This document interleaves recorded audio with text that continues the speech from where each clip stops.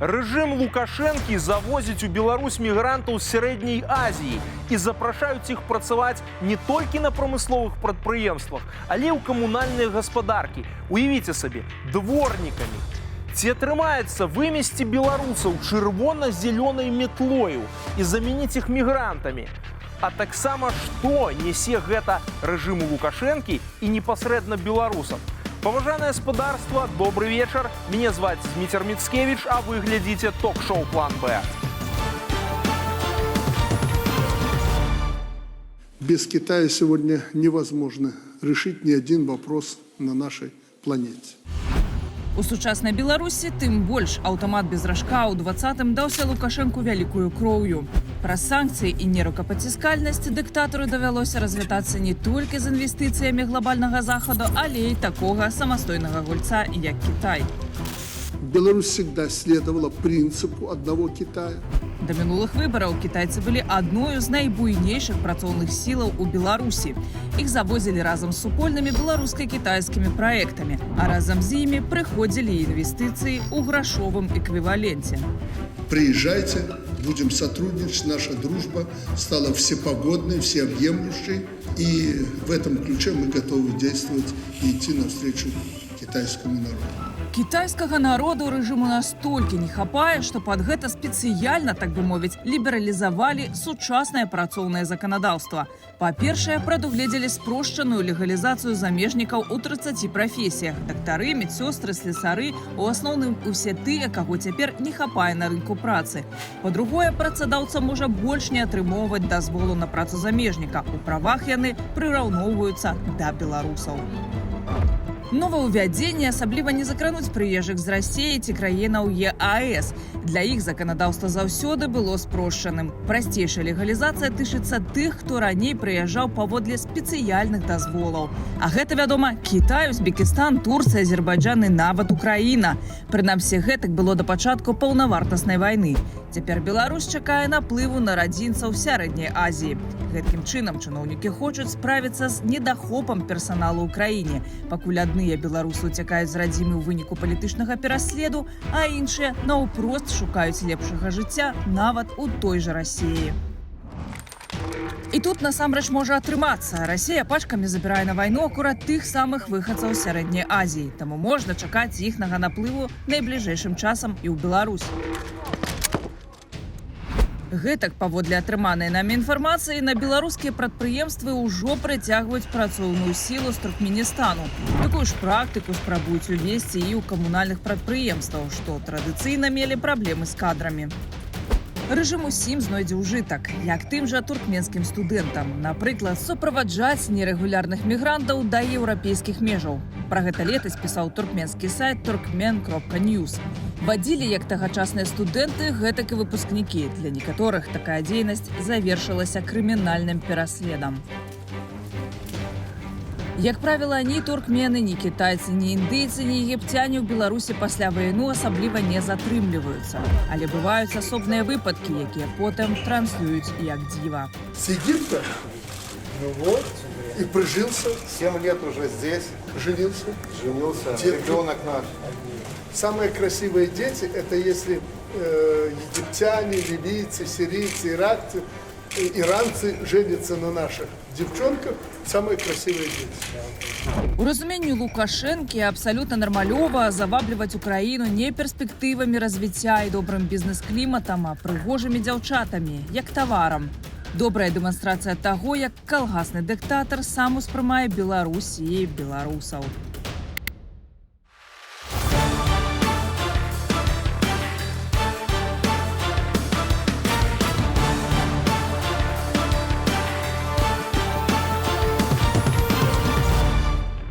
І гэтую надзвычай важную тэму сёння разам з намі будуць абмяркоўваць нашыя госці. Блогерка Тацяна Мартынова, добрый вечар. Вітаннічкі. Блогерка і грамадская актывістка Вераніка Мішченка. Вітаю. Эканаміст Аліса Рыжыченка. Добрый вечер. І моя цудоўная сувядучая Ольга Старасць. Добрый вечер. По традыцыі спадарства вам адрасуем першае пытанне. Скажыце, як вы ставіцеся да гэтай сітуацыі, калі вас фактычна вымусілі з'ехаць з Беларусі, а цяпер на вашае месца запрашаюць людзей, грамадзянаў краіну Цэнтральнай Азіі. Што вы думаеце? Ой, вельмі дзіўная, конечно, сітуацыя, але напэўна, ўсё ж такі тут справа ў тым, што гэтыя людзі, якія прыехалі, яны недасведчаныя ва ўнутраных справах рэспублікі, яны, так сказаць, паліткарэктныя, і яны не будуць лезці ні ў якія справы з апазіцыі там ці апазіцыйнымі рухамі. Просто это людзі зарабляюць, і таму іх вельмі, напэўна, так зручна трымаць вот так вот, як такую сілу, ну, не то, што нейтральную, а ўвогуле ніякую. То есть, як бы яны не былі прыраўняныя ў правах, але ўсё ж такі яны чужыя людзі тут у гэтай краіне. Ну, ведаеце, што гэта тэндэнцыя па заезду тых жа жыхароў Сярэдняй Азіі ў Беларусь, каб працаваць. Гэта было даўно яшчэ, напэўна, я бачыў гэта ў 15-м годзе, потым у 18-м годзе. Я дакладна ведаю, напрыклад, што каля горада Маладзечна, дзе жыў тады, вялі лініі электрычных перадачаў, і там працавалі 3 кітайцы. Яны вось гэтыя, колькі, напэўна, месяца 4 там каля горада вялі гэтыя лініі, і адзін раз нават каля маёй працы тады яны нешта там на камазе сваім гойсалі, мы з імі паразмаўлялі, і ў іх заробак быў у разы 3, напэўна, больш, чым за нашых электрыкаў. Таму гэта не цяперашнія справы, гэта было ўжо даўно, але зараз, напэўна, з большай нейкай сілай. Вось, але гэта, ўсё роўна гэта дрэнна, таму што на сваіх рук не хапаеце, што? Вообще трудовая миграция, она, как говорится, показатель сейчас для современного мира, но дело тут в другом. Дело в том, что столько людей уехало из Беларуси, а надо замещать места рабочие. Мы же не можем вернуться обратно без приключений. Поэтому кто-то должен же работать, кто-то должен поднимать ВВП нашей родной Беларуси. Поэтому и привозят туда мигрантов, а мы ничего сделать не можем. Только я думаю, что тут Лукашенко думает худшей не про ВУП Беларуси и развитие Беларуси, а про свою конкретную пятую кропку. Я же шучу, я понимаю это все, просто, так а что тут можно сказать? Тут можно только наблюдать. Я думаю, еще и судя по последним секундам ролика, который мы только что увидели, также демографическую составляющую хочет Лукашенко, я так понимаю, улучшить, потому что раз уже все тут там женятся и все такое, я в шоке, если честно, от того, что, белорусы, получается, вырождаются у нас, уже будут азиаты, полубелорусы, непонятно кто. Мігранты з Азіі, которые зараз знаходзяцца на такіх працоўных пасадах, гэта, я лічу, все-таки падрыхтовачны такі першы этап. Другі этап будзе праз год 10, калі яны ўжо асімілізуюцца і будуць займаць кіраўнічыя пасады. Тады ўжо мы пабачым наступствы таго, што адбываецца зараз. Я лічу, што гэта абраза да ўсіх людзей, казаць, што самыя прыгожыя дзеці атрымліваюцца мецісы ці мулаты, таму што у кожнай нацыі, у кожнага народа ёсць прыгожыя людзі, і ўвогуле нельга так казаць, што адні людзі прыгажэй за другіх, за іншых. Гэта абраза да ўсіх астатніх людей. Что касается того, что, грубо говоря, наши белорусские будут рождать детей от азиатов, я так не думаю. Скорее всего, если мы взглянем на тех же самых индусов, как они влились в тему IT-тестирования, они занимают начальные должности, и что они первым делом делают? Правильно. Они пытаются привлечь своих, вытащить своих из таких, скажем так, бедных стран. И, скорее всего, у нас будет то же самое, когда азиаты просто будут перевозить сюда свои семьи, и в целом, мы на это можем только смотреть. Мы атрымалі інфармацыю, што мігранты, якія прыбываюць у Беларусь, сапраўды часта атрымліваюць яшчэ і большыя заробкі, чым беларусы на тых жа пазіцыях. Таксама нам у каментарах аб гэтым напісалі, вось давайте спраўдзім. Вот что нам написали. Работники из Центральной Азии действительно появились, и причем много. По слухам, у них даже зарплаты выше. Скорее всего, азиаты попадают на МАЗ в Беларусь по сотрудничеству, так как у МАЗа есть филиалы в Узбекистане, например, и туда ездит заводская элита. Работники относятся к ним негативно, ведь у белорусов забирают работу, к ним другое отношение и зарплата выше. Вероника, скажите, калі ласка, у чым может быть логика в таких деяниях? Ну, я думаю, тот, кто работал на предприятиях, они прекрасно знают, на каком уровне там, во-первых, находится охрана труда, права работников, совмещаемость и так далее. То есть все, что касалось социалки, оно и до 2020 года было на очень низком уровне.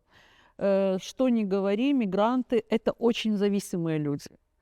То есть насколько белорусам сейчас тяжело, да, и вот мы перед этим разговаривали, какое давление на них оказывается, потому что на каждом предприятии сейчас есть особист, так называемый, то мигранты, они еще более зависимые люди.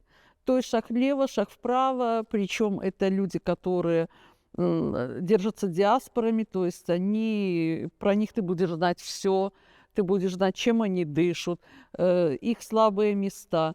И да, если они сюда едут, понятное дело, что они хотят здесь закрепиться, они думают, что они привезут сюда семьи. Все-таки мы знаем, что там же еще как бы тяжелее. Для них Беларусь какая-то возможность, какой-то трамплин. Поэтому это такое очередное, по-моему, разновидность крепостного права по-лукашенковски. То, что он пытался сделать сначала в 2018 году из белорусов-тунеядцев, в 2017, потом всех сделать рабами, которые будут работать в лагерях бесплатно белорусов, но сейчас уже мигранты. А калі вы про асабіста узгадали, можете, калі ласка, падрабязней распавесці? Да, вот как раз, вельмі цікава. как раз, да. Я, когда именно начала писать белорусам и спрашивать, что они слышали, сталкивались ли они с этими случаями, то мне рассказали, что сейчас вот это, наверное, самая основная проблема. Особенно это началось при подготовке к выборам. Ну, для меня это настолько не выборы, что как бы... Вот, что, во-первых, обязательно были составлены списки, был приказ составить всех список, кто не проголосовал на этих выборах. И второе, что сейчас тоже такое негласное разослано распоряжение, и активно с ним работают особисты, то есть они ищут людей с зависимостями или с тем, ну, с каким-то больным местом, вызывают на беседы и уже заставляют подписывать договоры, ну, соглашения, как это было раньше, как всегда вызывали КГБисты. Что, например, требуют? Требуют, чтобы человек в курилке спросил, чей Крым. Причем это такие люди, про которых ты не можешь подумать, что вот давно были там дружеские отношения и так далее. После этого он обязан прийти, написать рапорт. Если он этого не сделает, тогда уже попадает под репрессии этот человек. То есть начинается такая круговая порука, как, в принципе, была в 30-е годы. Я думаю, что иммигрантов точно так же будут использовать. Татьяна, дык гэта што? Атрымліваецца, Лукашенко вырашыў так паступова ўсіх актыўных і неяк грамадска ўзягнутых беларусаў на туркменаў, узбекаў, там іншых прадстаўнікоў Азіі замяніць? Ну, давайте мы подойдем к этому вопросу с точки зрения математики. Потому что мы можем долго говорить об идеологии, о том, что там он мстительный, он достанет каждого. Да, на всех предприятиях особисты, да, люди стучат друг на друга, но это все лирика. А Лукашенко мыслит цифрами и своей ненавистью к тем, кто посягнул на его власть. А это все очень плохо коррелирует. Значит, еще в 2013 году я делала программу о вымирающих странах. В 2013 году Беларусь была на 13-м месте в рейтинге вымирающих стран между Чехией и Россией. В принципе, проблема стареющего населения – это проблема и старой Европы, и Беларуси, и, естественно, стран с высоким уровнем жизни. Тут я вам Америку открывать не буду. Но с чем это связано именно в Беларуси? с тем, что работающих людей не хватает на то, чтобы обеспечивать пенсионеров. А он же постоянно делает вид, что он поднимает пенсии и заботится о людях. А тут пенсионеры 97 вышли на улицы, и у него не срослось. Но тем не менее он не может себе позволить двух вещей сегодня. Он не может позволить себе войну, чтобы в Беларусь полетели бомбы, потому что тогда его логика, да, его абы не было войны, рушится. И он не может себе позволить задерживать зарплаты, пенсии и стипендии. Это важный момент. Это государственная политика, которая длится уже очень давно. Вспомните статью Трудового кодекса 41-ю, где 3 дня задержки заработной платы, и наемник обязан выплатить работнику 3 зарплаты, и там куча-куча штрафных санкций. То есть это государственная политика, так всегда было. Окей, 20-й год. Люди работающие поехали. Естественно, побежали, да, потому что он сказал, что найдет каждого, я уже говорила, да, и он же кричал, что он пожмет руку последнему бизнесмену. Но поехали кто? Поехали работающие, поехали люди дела, потому что кто бы что ни говорил, у нас не была национальная революция, у нас была, скажем так, буржуазная революция, которая переросла в национальную. То есть это неплохо, это круто. Но изначально на улицу вышли люди, у которых все было хорошо. И вышли для того, чтобы помочь тем, у кого все не очень. И этим людям пришлось уезжать. То есть мало того, что у нас и так вымирающая страна, стареющее государство, еще плюс уезжает бизнес, трудоспособное население, увозит детей. А чтобы вы понимали, в конце 2019 года бюджет Минска на 74% состоял из отчислений от коммерческого бизнеса. У Лукашенко такой, как говорят в казахи, маленький сыктым. То есть, как бы нужны деньги, как бы с Россией проблемы, потому что Вова столько не дает, как раньше. Ему самому мало. И плюс еще нет людей, которые будут зарабатывать и приносить налоги. У него нет другого выбора. Ему не хватает. Давайте вспомним последнюю статистику, которую, по-моему, давала белорусская выведка. Якщо я, да, не путаю. 4,2 миллиона – это пенсионеры, дети, ну и, в общем, нетрудоспособное население. А вы помните по переписи населения в 2019 году, сколько вообще у нас было населения 18+, которые могут идти голосовать? Чуть меньше 6 миллионов. А теперь представьте, что по любым данным, по разным данным, 500 000 уехало точно, хотя большинство экспертов склоняется к тому, что это 1 миллион. И что мы имеем? Вообще, кто остался в Беларуси? Сейчас не про знакомых, друзей, те, которые что-то рассказывают. Сейчас про голую математику, которую невозможно обмануть. У него нет тех, кто будет работать. Просто нет. Поэтому ему нужны все, от дворника до медбрата, хирурга там, и так далее. Поэтому, конечно, он будет всех звать, пускать. А то, что касается зарплат, когда многие говорят, что там они зарабатывают больше. Значит, смотрите, есть в любом государстве законодательно одна важная вещь. Абсолютно в любом. Возьмите Америку, возьмите какую-нибудь европейскую страну. Значит, первое. Понятно, что если вы нелегальный мигрант, вы будете работать за копейки. Если вы специалист, который, да, соответственно, составляет конкуренцию специалистам этой страны, то здесь, по-разному бывают какие-то приоритеты. Но если вы человек, который не работник умственного труда, а такого, более, да, прикладного какого-то, начиная вот от уборщиков, там какой-то сферы услуг, доставщиков там и так далее, всегда законодательно страна будет защищать своих граждан. И, соответственно, возьмите Украину. Если вы украинец и вы идете, вас официально берут на работу, то ваша зарплата, в рамках там законодательства. Если вы иностранец, минимум 60 000 гривен. До полномасштабного вторжения это было $2000. У китайцев порог 1000. То есть китаец за рубежом не может получать меньше 1000. Что там у туркменов, я не знаю, у них 50% ВВП состоит из того, что гастарбайтеры отчисляют и пересылают своим родственникам. Поэтому то, что выставляется какая-то планка, то есть с одной стороны он зовет, но с другой стороны, если вы берете официально на работу, скорее всего, там есть вот этот вот минимальный заработок. Поэтому одной рукой делают, как обычно в Беларуси, одной рукой они берут, другой тут же забирают. Но во что это выльется, я позволю еще 1 минуту, потому что это важно. Значит, я вам могу сказать так, что здесь стратегии нет. Им день простоять и ночь продержаться. Это все, о чем думает сегодняшняя власть. Потому что когда у них была стратегия, они так себя не вели. Много лет назад, сейчас вам, где-то лет 10, наверное, может быть, да, вот плюс-минус, Лукашенко принесли очень интересное предложение от китайцев. На 3 больших города с предприятиями китайскими, огромнейшими, значит, 3 города в самых незаселенных частях Беларуси, то есть на шоколадных совершенно условиях, 800 тысяч рабочих мест. Внимание, 800 тысяч рабочих мест. Налоги в казну, все как мы любим. Города-спутники. И Лукашенко практически подмахнул уже вот этот вот договор с китайцами, потому что денег предлагали очень много.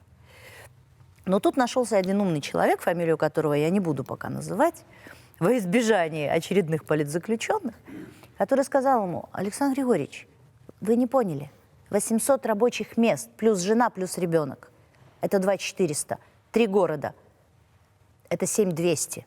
Это почти такое же количество белорусов, которые есть у нас сегодня в стране. И он тогда это не сделал. А сейчас он меняет народ, у него вариантов нет. А мы таксама у наших гледачоў запыталіся, што яны думаюць наконт прыцягнення мігрантаў з Сярэдняй Азіі ў Беларусь на працу. Давайте-ка паглядзім на іх адказы. Здаецца, тут все зразумела.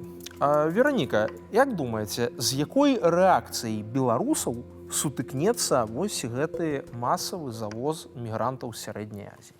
То, что у нас всегда были мигранты, и, в принципе, я не помню, чтобы у нас они испытывали хоть какие-то проблемы. Вот если взять, например, наш филфак, там всегда училась половина иностранных студентов. Никогда я не видела, тем более это в основном мусульмане были. Никогда я не видела никаких там проблем. Если взять тоже работника, вот в магазинах же тоже в последнее время как-то появилось маленьких из Средней Азии, вот говорили в коммуналке. Я тоже не видела никогда никаких проблем. Как это будет сейчас, мне сказать сложно. Но белорусы ответили. То есть недовольство есть. Есть то, что их увольняют, зарплаты меньше. Если взять еще районные города, небольшие города даже, и областные, если такие, как Витебск, Гомель, где, в Гомеле сейчас большие зарплаты, там оборонка хорошо работает. Но если взять Витебск, и там маленькие зарплаты, и когда привозят мигрантов, которые зарабатывают в 3 раза больше, то понятное дело, что восторга это ни у кого не вызовет. Может, зато врачи появятся иностранцы, потому что во многих поликлиниках большинство вакансий не закрыты, причем на таких сложных, как эндокринологи, онкологи, кардиологи и прочие специалисты хорошие, которые уехали или сидят. Я думаю, эндокринологи и онкологи поедут просто в Германию или в Польшу. Вполне возможно. Знаете, я вот занимаюсь на курсах Бирмингемского университета на английском, и там, когда у нас вот эта групповая сессия, и всегда этот small talk, да, и представляешься, are you from? Когда говоришь Беларусь, все сразу Йемен, Гана, то есть вся Африка и все мусульмане, они сразу говорят: о, Беларусь! То есть уже мы настолько знамениты среди мигрантов, поэтому нас собирают, конечно. Аліса, скажите, калі ласка, вось чыста з эканамічнага пункту гледжання, наколькі для вось такога экстрэннага паратунку эканомікі, і Лукашэнкінай 5-й кропкі, заадно, вось такі сцэнары, такія дзеянні падыходзяць. Увогуле, вось што гэта можа выклікаць?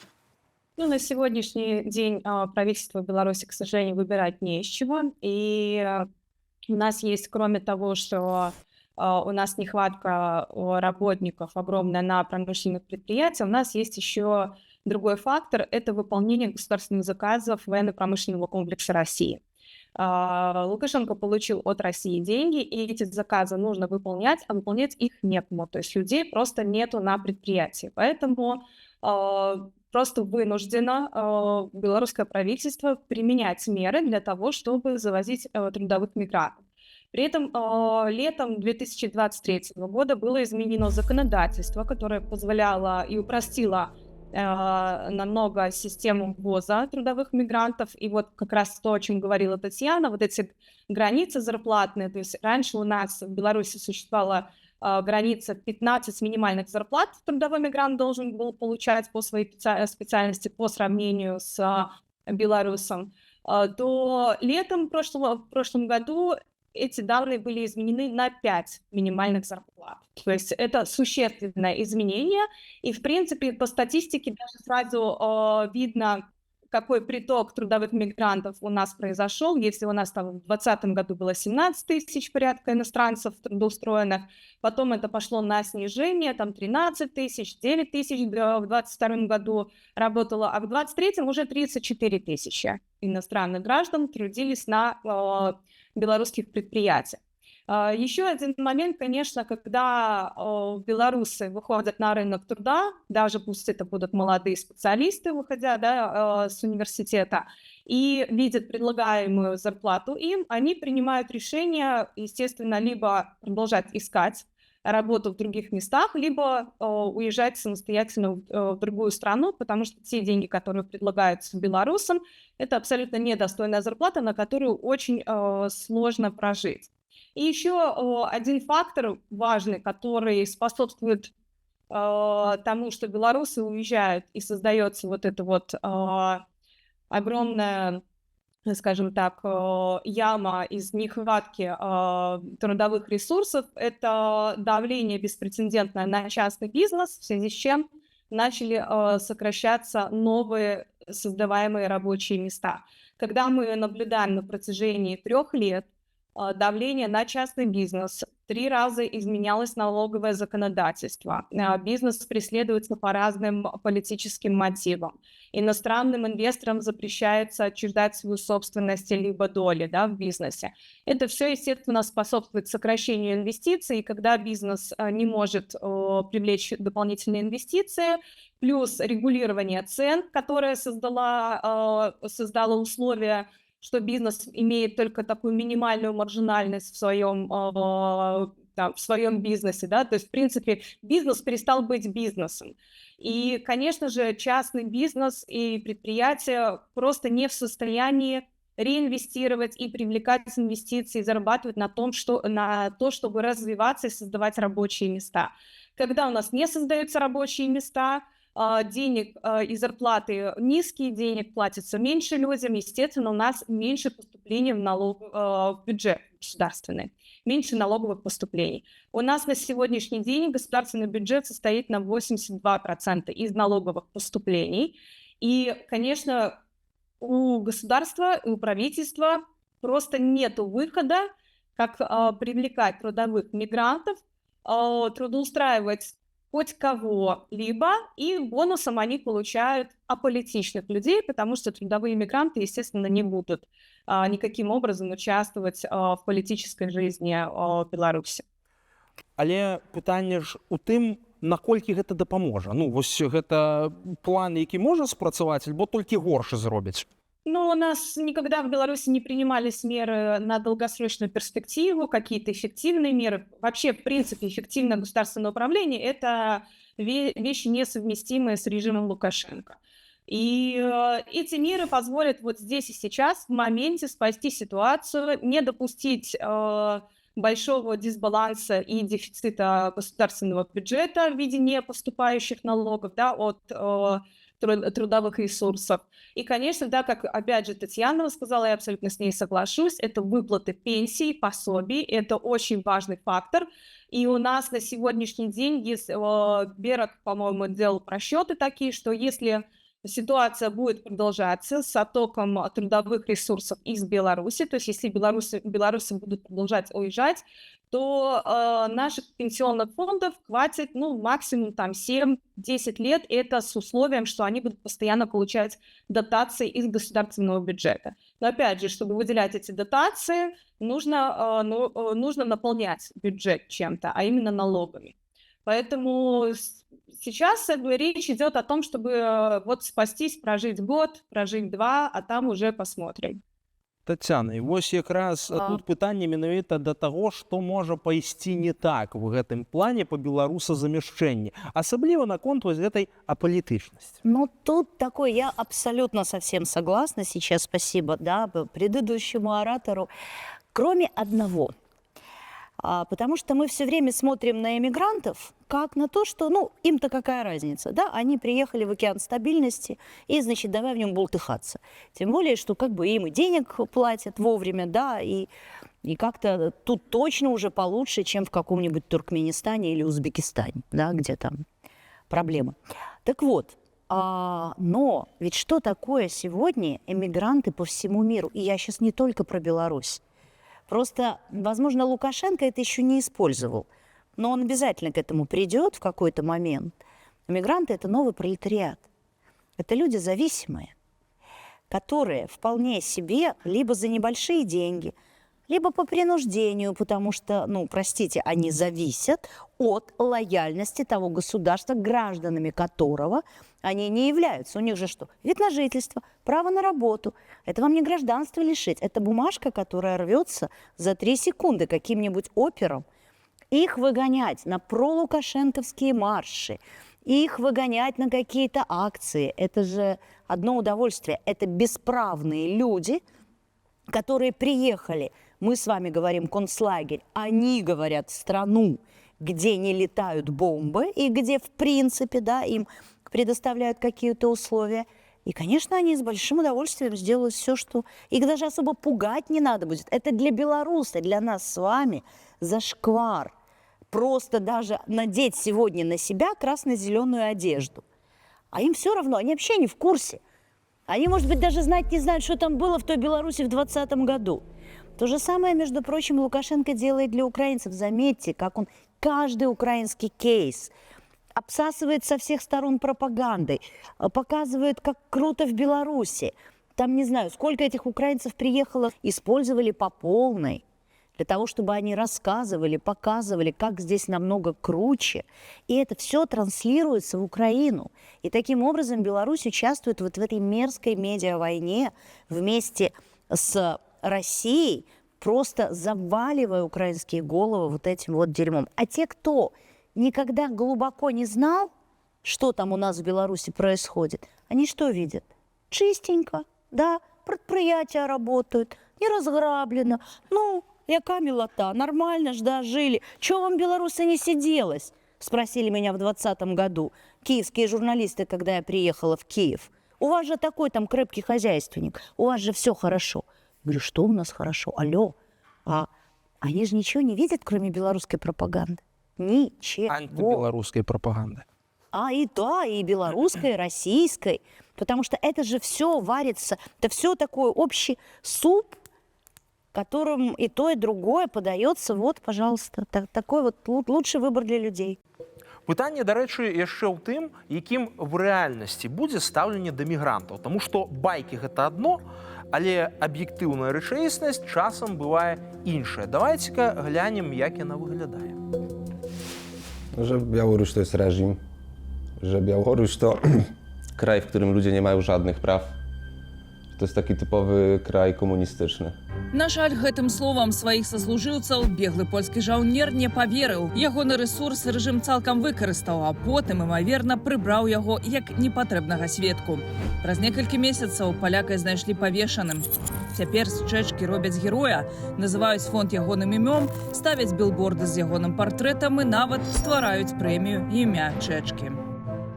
Навошта замежнікі з такіх паспяховых краінаў Еўропы, як Польшча, едуць у Беларусі, і колькі такіх увогуле? Няшмат.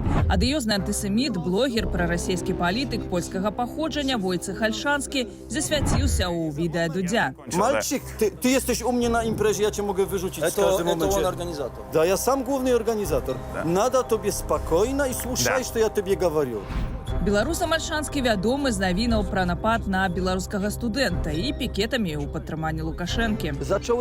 Я начал смотреть на господина Лукашенко. Мне за 60, так что когда господин Лукашенко стал президентом Беларуси, мне был 31 год. И что ж, дамы и господа, я вижу, что президент Лукашенко за эти годы доказал свою правоту. Любоўю да Лукашэнкі ён напоўніўся настолькі, што надумаў на ўзор чэчкі паехаць жыць у Беларусь. Не выйшла, арыштавалі, бадай выратавалі жыццё, бо ў тым і заключаецца асаблівасць прапаганды. Такія, як Войцех, больш шуму ствараюць па-за межамі Беларусі. Так заўсёды можна казаць, глядзіце, у загнілай Еўропе ёсць нашыя паплечнікі. Он хотел нормальных дружеских отношений с Республикой Беларусь. Правдивый, честный, искренний, за свой народ. А гэта Марцін Мікалаік. Прапаганда называе яго польскім актывістам і блогерам. На радзіме ў Польшчы на яго завялі крымінальную справу за падтрыманне так званай спецаперацыі России, ды публічныя заклікі да войны. Я приехал в Беларусь с просьбой получить политическое убежище. Ці атрымаў ён палітычны прытулак, як хацеў, невядома. Прапаганда нямоцна яго выкарыстоўвае. Сам Марцін гуляе па расійскіх крамах і раздае інтэрв'ю пра крамлёўскім блогерам. В odróżnieniu od Polski nawet cukier w sklepie jest. Вось такім адыёзным асобам дае прытулак Лукашенка або проста злачынцам, да прыкладу беркутаўцам, якія стралялі ў мірных пратэстоўцаў на Майдане. З таго часу яны шчасліва служаць у лукашэнкаўскім спецназе. Некаторыя з іх ужо атрымалі беларускае грамадзянства. У 20-м годзе беларускаму журналісту, цяпер палізняволенаму Дзянісу Івашыну удалося высветліць. Былыя беркутаўцы разганялі пратэсты ў Беларусі. Асобы, якія раней стралялі ў грамадзянаў уласнай краіны, б'юць чужых ім людзей. Пра такое, вядома, Лукашенка не кажа, а затое вельмі ганарыцца украінцамі, якім нібыта памог тымі, хто з акупаваных тэрыторыяў пераехаў у Беларусь. У Беларусь украінцы прыязджалі яшчэ ад 14-го года, калі Расія акупавала Донбас. Тут ім абяцалі паўнавартасную дапамогу, жытло і ўладкаванне на працу. Адна з гераінь артыкулу выдання «Зеркала» распавядае, у той час людзі былі настолькі пранізаныя прапагандою, што нарадзіцца і жыць у Беларусі ім падавалася шчаслівым квітком. Што гэта значыць насамрэч, яна, як і некаторыя іншыя украінцы, зразумела, калі з тэрыторыі Беларусі у бок Украіны паляцелі ракеты. Ракета летит на Васильков. Очень много ракет.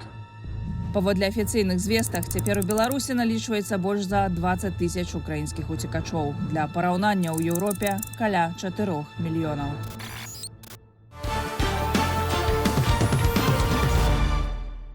Але вот акрамя палітыкі ёсць яшчэ адзін вельмі цікавы момант.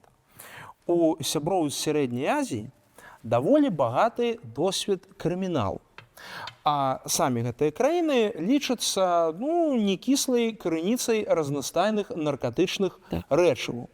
Як думаеце, Вераніка, наколькі верагодна, што лукашысты вельмі хутка сутыкнуцца з праблемай там, дзе яны яе зусім не чакалі? Мне кажется, что это будет та же ситуация, как в 1994 году, когда Лукашенко пришел к власти. Он пообещал уничтожить коррупцию, он ее возглавил. Я думаю, что если вспомнить закон 328, я вот сегодня как раз снимала одну из основателей этого движения, матерей 328, мы про это разговаривали, как это все делалось. То есть там идет очень сильный трафик, там замешаны люди до самого верха, это раз.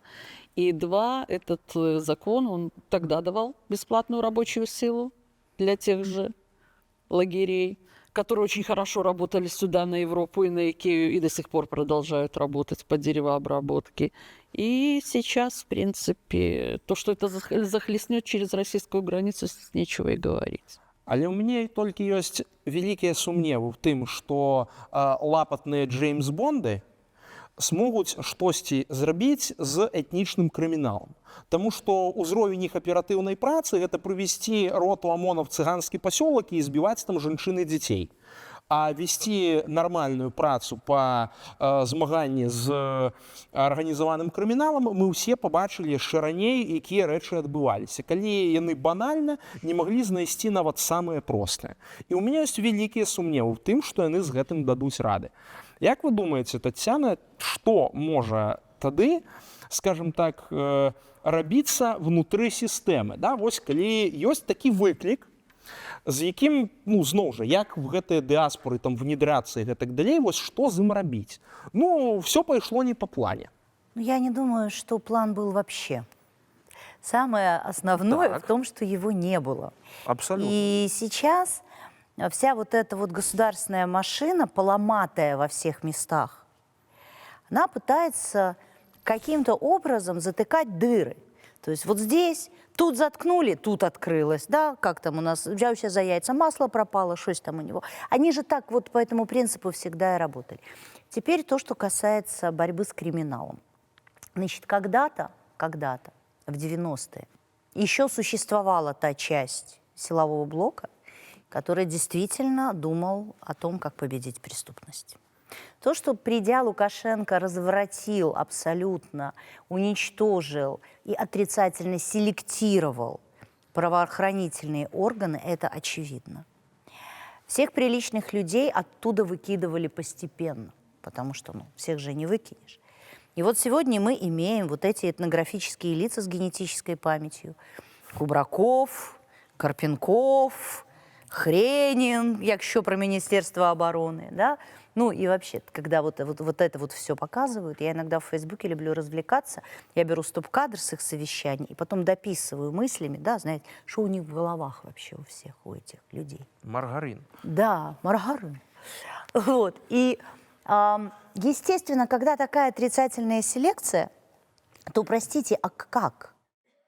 Как бороться с чем-то чуть более серьезным, чем садиться на ежика голой жопой, понимаете? Вот, ну, как? И, соответственно, если вот у нас есть вот этот, грубо говоря, канал, потому что всегда наркоторговлю четенько возглавлял Витя Лукашенко. Без него, так сказать, ничего не могло ни пролететь, ни присесть. Вся вот эта вот мелкота, мелюзга и так далее, это, как совершенно точно сказала Вероника, рабочая сила, видимость, да, борьбы. На самом деле трафик шел достаточно большой. Такой же трафик идет по Узбекистану, Туркменистану, только те не употребляют особо. Они это, так сказать, продают, поставляют туда дальше. Транзит, конечно же, будет продолжаться. Они не будут ловить, они будут крышевать. Периодически кого-то, соответственно, сдавая, да, как у нас сейчас вот там, арестовали фуру сигарет. О боже, как... Остановили прям контрабанду из Беларуси, да, при этом 100 фур проехало. Ну, вот будет точно такая же показушная история, которую покажут по телевизору, как мы героически боремся с наркотиками и как у нас уже практически нет наркоманов. Вот. И не более чем. А то, что по итогу будет еще какая-то проблема, потому что, конечно, кто-то из более, так сказать, хитрых приезжих из той же Средней Азии захочет свой кусок пирога.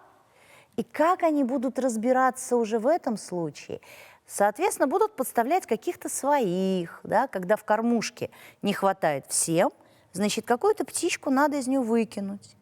Вы знаете, что сегодня в СИЗО на Володарке, значит, сидит огромное количество людей с погонами, с бывшими погонами? Это просто, ну, они же это не афишируют, а те, кто оттуда выходят, они сажают своих. Спадарства, як вы лічыце, як рэжым Лукашэнкі можа выкарыстоўваць мігрантаў? Напэўна, спадзяюцца, што яны такія ціхія, мірныя будуць, а калі не? Як вы лічыце, якой можа быць рэакцыя, калі будуць выказваць незадаволенасць і мігранты, і беларусы? Ну, безумоўна, раней ці пазней паўстане, напрыклад, пытанне рэлігійнае, так? То есть ім будуць патрэбныя мечеты і трэба будзе, ну, арганізоўваць вось гэты працэс рэлігійны, і зразумела, гэта, ну, паўплывае на нейкае становішча. Не, ну, ведаеце, што 20-й год паказаў, што с усімі недовольствамі грамадзян а тым больш не грамадзян, разбіраюцца жорстка. Ім усё роўна каго біць, па чым і як. Таму будуць задаволены, будуць сидзець, маўчаць ціха, ну будуць цэлыя. Не будуць незадаволены, палушаць дубіналам па гарбах і паедуць на акрэсце. Ну, ўсё просто. Ну, во-первых, давайте посмотрим, откуда мигранты. Они же не со стран со свободной демократией.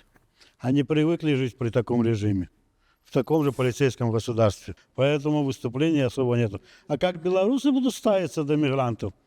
Ну, я не знаю. Они у нас же как получается? Всегда они живут обособленно. И, как говорится, а белорусы такие люди, что, ну, нас не трогают, ну, и они не будут трогать. Мне кажется, это будет просто, ну, параллельное сосуществование, скажем так. Вот и все.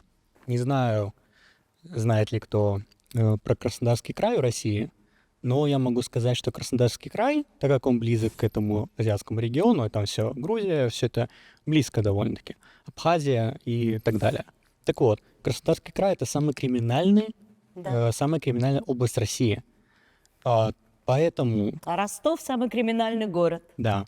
Да. И чем вот южнее, тем больше там криминала, и тем больше там связей, и тем больше там клановости. Там все это общинами регулируется, связями. Поэтому со временем, как уже говорили здесь, все это пересечет мигранты, они перетекут в органы власти и в ключевые должности. И будет как в Краснодаре, когда уже среди органов появляются другие личности, другие национальности. Они работают не по закону, они работают по своим каким-то понятиям. Уже будет совсем другая ситуация. И возникнет такая ситуация рано или поздно, когда окажется, что внезапно кого тут, кого избивать, на кого идти. Они сами уже захватили все. Тут выбора такого не будет. И тут не будет такой ситуации, что вот вышли какие-то протестующие, ну, нам надо от них избавиться методом, который мы уже знаем. А не надо уже, не будет никакого протеста. Это уже все будет, так сказать, на мази. Але вот тут яшчэ один момент, давайте яшчэ больш радыкалізуем.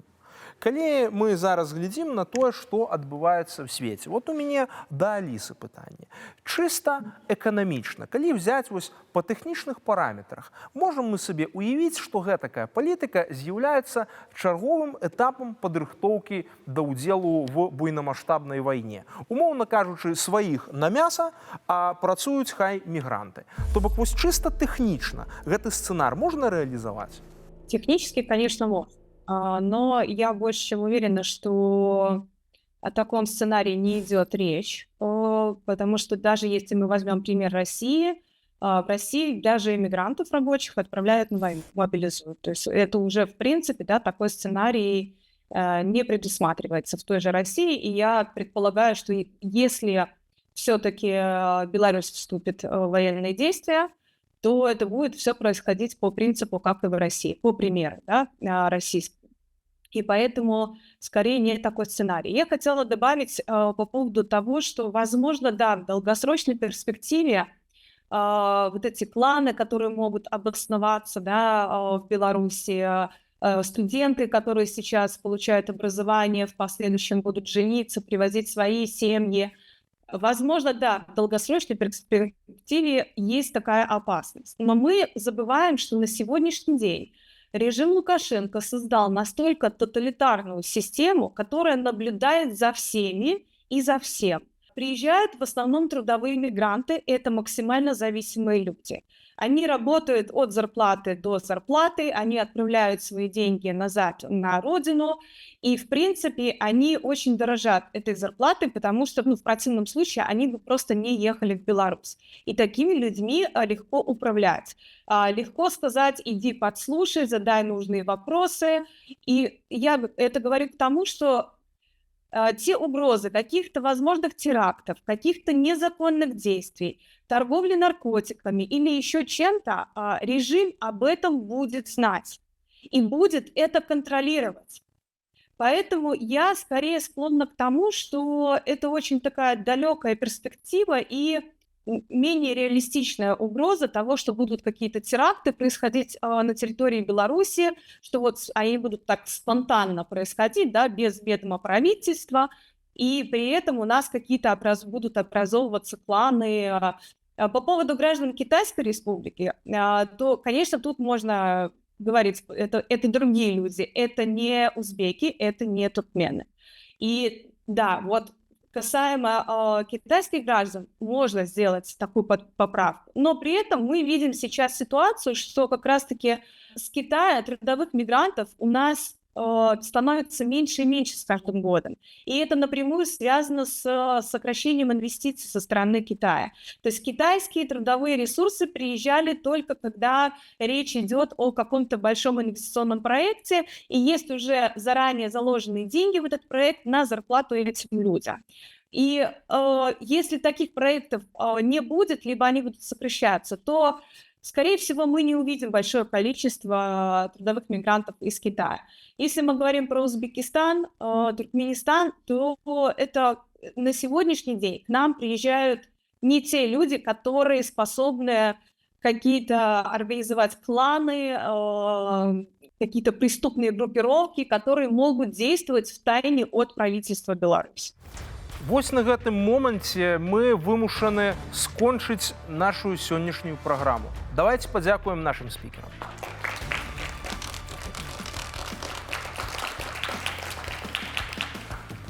І памятайце, любіць ноч, права пацукоў. Вы глядзелі ток-шоу «План Б», з вами быў Зміцер Міцкевіч. Змагайцеся.